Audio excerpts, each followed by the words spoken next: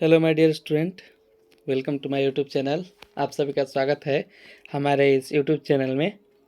तो जैसा कि क्लास 10 जो कि अगले साल एग्ज़ाम देने वाले हैं, उन सभी के लिए मैंने इस यूट्यूब चैनल के माध्यम से आप सभी को हिंदी, इंग्लिश और संस्कृत का 100% सिलेबस यानी जो भी पाठ्यक्रम है उसको पूरा करने की प्रयास की है। और जहाँ तक कि जो भी आपके एग्ज़ाम भी से सारे प्रश्न आते हैं, उन सारे प्रश्नों में से सारे प्रश्नों को कवर करवाए जाएंगे, कोई भी प्रश्न को नहीं छूटेंगे आप सभी के। तो जैसा कि मैं आपको बता दूं कि मंगलम पाठ हम लोग पढ़ चुके हैं और ऑब्जेक्टिव भी प्रश्न कर चुके हैं। अब हम लोग मंगलम पाठ के लघुतरीय प्रश्न करेंगे जो कि एग्जाम में 2-2 मार्क्स के पूछे जाते हैं। तो ये मंगलम पाठ में जो भी प्रश्न पूछे जाते हैं, ये सारे प्रश्न जो भी संस्कृत में प्रश्न है, प्रश्नों की संख्या 8 पूछी जाती है और ये प्रश्न 2-2 मार्क्स के होते हैं। और ये आपको 8 मार्क्स का जवाब देने पर 16 प्रश्न आपको अंक मिल जाते हैं, जो कि बिल्कुल सारे प्रश्न के जवाब हिंदी में देने पड़ते हैं।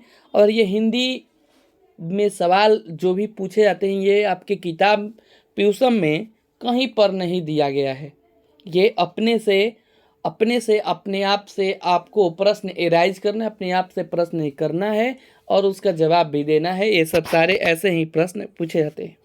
तो मैंने इस पाठ के बहुत सारे प्रश्न को एकत्रित किया है और उनका जवाब लिखा है। आप सभी थोड़ा वीडियो को शुरू से लेकर अंत तक देखिएगा और वीडियो में बने रहिएगा अंत तक और देखते रहिएगा। चैनल को सब्सक्राइब नहीं किए होंगे तो कर दीजिए, क्योंकि सारे आपको जो भी ऐसे आप सभी को प्रश्न खोजने की ज़रूरत नहीं पड़ेगी। मैं खोज कर उसका सॉल्यूशन करके आपके सामने लेकर आऊँगा इस चैनल के माध्यम से। तो आइए ज़्यादा देर न करते हुए हम लोग जो भी सवाल है, इन सवाल का जवाब जानते हैं और प्रश्न भी देखते हैं। ये सब सवाल एग्जाम में पूछे गए हैं और परीक्षा में आने वाले हैं। तो पहला प्रश्न है कि अगर एग्जाम में आपसे पूछा जा सके कि उपनिषद का क्या स्वरूप है, पठित पाठ के आधार पर स्पष्ट करें। ओके माय डियर स्टूडेंट, एक की स्टडी मिला आप सभी को। सारा जो भी 10 क्लास में हिंदी, इंग्लिश और संस्कृत सारा चीज़ आपको सिलेबस पूरी तरीके से कंप्लीट करवाएगा। तो कहीं भी जाने की ज़रूरत नहीं है, वन रूट आपको यहीं पर सारा चीज़ मिलते जाएगा। तो ऐसी ये देखते हैं उपनिषद का क्या है। उपनिषद वैदिक वाङ्मय का अभिन्न अंग है। इसमें दर्शन शास्त्र सिद्धांतों का प्रतिपादन किया गया है, यानी इसमें दर्शन शास्त्र जो भी हैं हमारे धर्म के अनुसार, हिंदू धर्म के अनुसार जो भी शास्त्रार्थ हैं, इन सब चीज़ों में इसका प्रतिपादन किया गया है। सर्वत्र परम पुरुष परमात्मा का गुणगान किया गया है। परमात्मा के द्वारा ही यह संसार व्याप्त और अनुशासित है। सत्य की प्रकाष्ठा ही ईश्वर का मूर्त रूप है, वही सारा चीज़ है, उसी को चीज़ों करना है। ईश्वर ही सभी तपस्याओं का परम लक्ष्य है। ये उपनिषद का स्वरूप है, ठीक ना। इसका राइट आंसर ये होगा।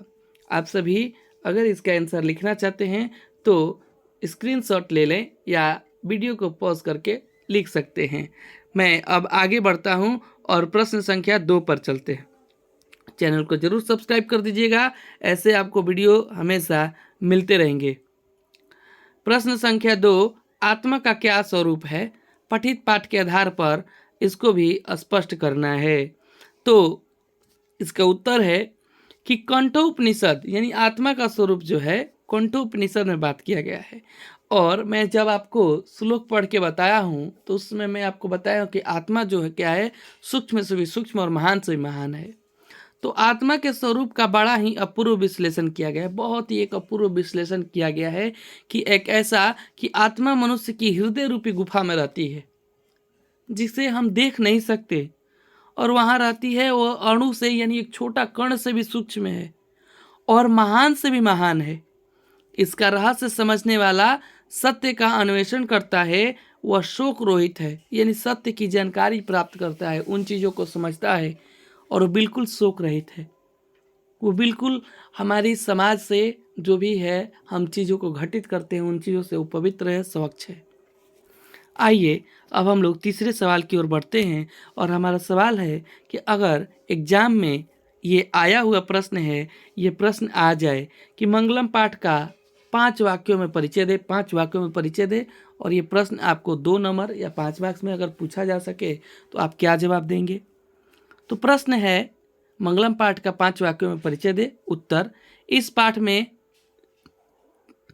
4 मंत्र क्रमशः ईश्वरस्य कंठो मुंडको श्वेतास्वर नामक उपनिषद से लिया गया है। यानी इसमें 5 मंत्र दिए गए हैं, लेकिन एक ऐसा उपनिषद है जिसमें एक ही उपनिषद से ऐसा मंत्र है जिसमें एक ही उपनिषद से 2 बार लिया गया है। तो 5 मंत्र हैं, लेकिन 5 मंत्र में 4 ही उपनिषद से लिया गया है, पूछा गया है। तो एक उपनिषद के 2 मंत्र दिए गए हैं। तो उपनिषद है ईश्वरस्य कंठ मुंडका श्वेतास्वर नामक उपनिषद से विशुद्ध आध्यात्मिक ग्रंथों के रूप में उपनिषदों का महत्व है। सारे उपनिषद के महत्व को बताया गया है। इन्हें पढ़ने से परम सत्ता के प्रति श्रद्धा उत्पन्न होती है, सत्य के अन्वेषण की प्रवृत्ति होती है तथा आध्यात्मिक खोज की उत्सुकता होती है। उपनिषद ग्रंथ विभिन्न वेदों से संबंध है।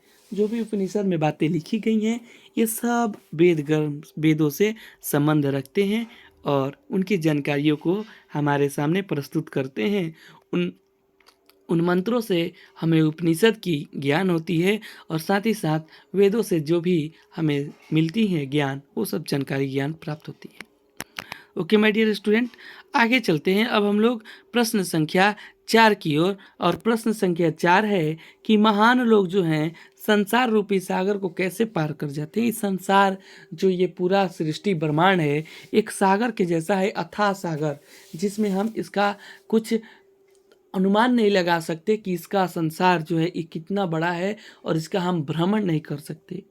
तो ये जो है श्वेतास्वर उपनिषद में बात की गई है कि ज्ञानी लोग क्या करते हैं कि अज्ञानी लोग में अंतर स्पष्ट करते हुए महर्षि वेद व्यास कहते हैं कि अज्ञानी लोग अंधकार स्वरूप और ज्ञानी प्रकाश स्वरूप है। यानी अज्ञानी अंधकार में जीते हैं और ज्ञानी जो है प्रकाश स्वरूप यानी है। महान लोग इसे समझकर मृत्यु को पार कर जाते हैं, क्योंकि संसार रूपी सागर को पार करने का इससे बढ़कर अन्य कोई रास्ता नहीं है। यही एकमात्र रास्ता है जिससे एक व्यक्ति जो है, जो ज्ञानी है, वो इसको सागर को पार कर सकता है, अन्यथा कोई इसे पार नहीं कर सकता, वो अंधकार में ही रह जाएगा। प्रश्न संख्या 5 की तरफ चलते हैं और प्रश्न है विद्वान पुरुष ब्रह्म को किस प्रकार प्राप्त करता है। ठीक ना, प्रश्न है। प्रश्न मैंने बहुत अपने प्रकार से क्रिएट किए हैं और इन सब का जवाब आप सभी के सामने प्रस्तुत है, क्योंकि इन सब प्रश्नों को आपको किताब में कहीं उल्लेख नहीं मिलेगा। किताब में जो भी प्रश्न आपको एक शब्द और एक वाक्य में पूछे गए हैं वो प्रश्न आते ही नहीं हैं। बिल्कुल आपको उसके प्रश्न ऑब्जेक्टिव में आएंगे, तो वो सब ऑब्जेक्टिव प्रश्न मैं पहले ही करवा चुका हूँ, उसे पढ़ने की ज़रूरत नहीं है। अब आइए बात करते हैं कि विद्वान पुरुष जो है ब्रह्मा को यानी ब्रह्म को किस प्रकार प्राप्त कर सकता है, परम देव परमात्मा को। तो ये बात मुंडको उपनिषद में महर्षि वेदव्यास का कहना है कि जिस प्रकार बहती हुई नदियाँ अपने नाम और रूप को खो देती हैं, अर्थात व्यक्तिगत को त्याग कर अपना जो व्यक्तिगत रूप है उसको त्याग कर समुद्र में मिल जाती हैं। यानी एक नदी बहती है, बहती हुई एक बंगाल की खाड़ी में जाकर नदी गिर जाती है, तो उस नदी को क्या होता है कि वहाँ पर उस नदी का नाम यहाँ तक रह सीमित है, लेकिन जैसे ही गिर जाती है वो बंगाल की खाड़ी से जाने समझने लगती है, वो नदी दूसरी चीज़ों के समझ में आती है, वो नाम और रूप को खो देती है।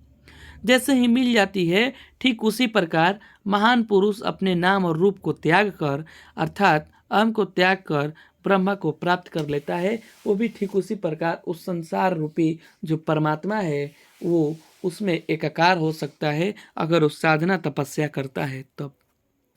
आइए प्रश्न संख्या 6 जानते हैं। प्रश्न संख्या 6 है मंगलम पाठ के आधार पर सत्य की महत्ता पर प्रकाश डालें। यानी सत्य की महत्ता क्या है, मंगलम पाठ के आधार पर इसका प्रकाश डालना है। तो उत्तर है सत्य की महत्ता का वर्णन करते हुए महर्षि वेदव्यास कहते हैं कि हमेशा सत्य की ही जीत होती है। यानी यह मिथ्या है, यानी ये बात पहले से ही स्पष्ट हो गई है, सभी व्यक्ति जानती हैं सत्य की ही जीत होती है और कदापि नहीं जीतता, यानी झूठ जो है वो कभी नहीं जीतता। सत्य से ही देवलोक का रास्ता प्रशस्त है, यानी सत्य से ही देवलोक का रास्ता मिलता है, उसकी प्राप्ति होती है। मोक्ष प्राप्त करने वाले ऋषि लोग सत्य को प्राप्त करने के लिए देवलोक जाते हैं, किंतु देवलोक सत्य का खजाना है, किंतु देवलोक क्या है? सत्य का खजाना है। इसीलिए मोक्ष प्राप्ति के लिए ऋषि लोग क्या करते हैं? देवलोक की प्रस्थान करते हैं और वहीं पर जाने की चेष्टा करते हैं। तो माय डियर स्टूडेंट, मेरे प्रिय विद्यार्थी, आज की वीडियो में इतना ही। पाठ 1 के जितने भी आपके प्रश्न थे, लघु उत्तरीय प्रश्न, सभी प्रश्न को मैंने करवा दिया। अब हम लोग आगे बढ़ते हुए ऐसे ही हिंदी और इंग्लिश की सारे वीडियो जो है अपलोड हो चुकी है। आप सभी प्लेलिस्ट में जाइए और देखिए, नहीं तो डिस्क्रिप्शन बॉक्स में तीनों सब्जेक्ट का लिंक दिया हुआ है, आप उस पर क्लिक करके वहाँ पर पहुँच जाइए और सारे वीडियो का आप लोग चैप्टर वाइज अध्ययन कीजिए। ऐसे ही हम लोग वीडियो अपलोड करते रहेंगे, तो सब्सक्राइब कर दीजिए चैनल को और शेयर कर दीजिए आप सभी को, किसी के पास जो आपके दोस्त हैं जो 10वीं क्लास में पढ़ते हैं। धन्यवाद।